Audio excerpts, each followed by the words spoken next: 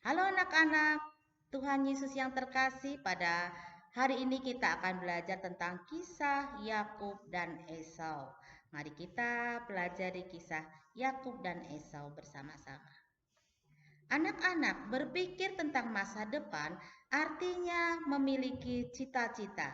Jika kita mempunyai cita-cita, maka kita akan berusaha untuk mencapainya. Caranya bagaimana?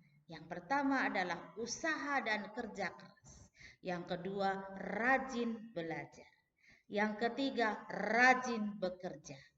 Yang keempat, mohon berkat dari orang tua.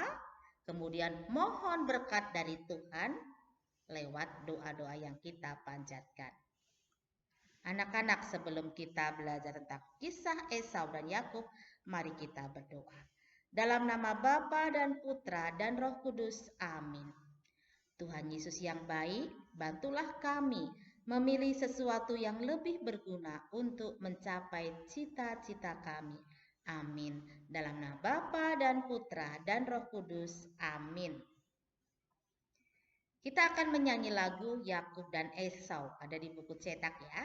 Mari kita belajar bersama.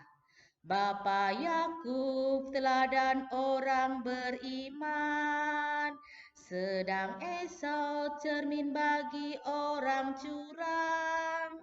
Bapak Yakub mampu memilih yang luhur, sedang Esau contoh orang yang tak jujur. Sudah selayaknya Allah mengasihi Bapa Yakub yang suci.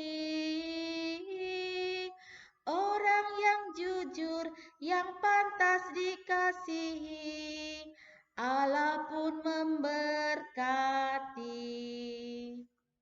Anak-anak, setiap anak mempunyai cita-cita. Ada yang mau jadi arsitek, menjadi tentara, polisi, guru, hakim, pengusaha, dan lain-lain. Nah, kita akan melihat cerita kisah Yakub dan Esau. Anak-anak, ini adalah Ishak, ini adalah Ribka, orang tua dari Yakub dan Esau. Mereka melahirkan anak kembar. Ini ya, anak kembar. Kemudian ini Yakub, ini Esau. Esau ini ketika lahir dia kulitnya merah dan badannya berbulu.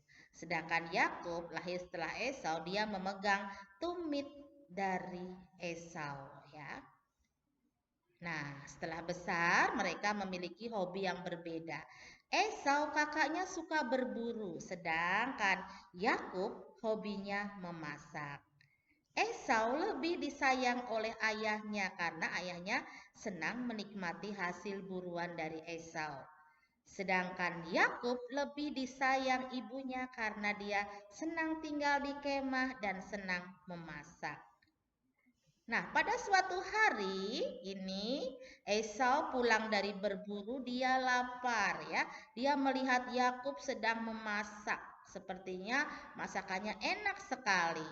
Kemudian dia bertanya, "Boleh tidak saya meminta masakanmu, yaitu sup kacang merah?" Kemudian Yakub dia berpikir, "Boleh, boleh, asal kamu mengganti sup merah dengan hak kesulungan." Dia tidak berpikir panjang, ya. Esau tidak berpikir panjang. Dia memikirkan masalah perut dan dia mengiyakan, ya, mengiyakan saja.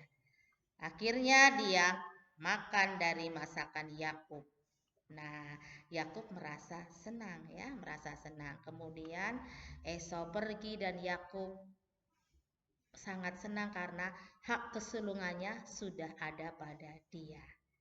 Anak-anak, Esau rela menjual hak kesulungan demi sepiring bubur kacang merah, sedangkan Yakub memikirkan masa depan.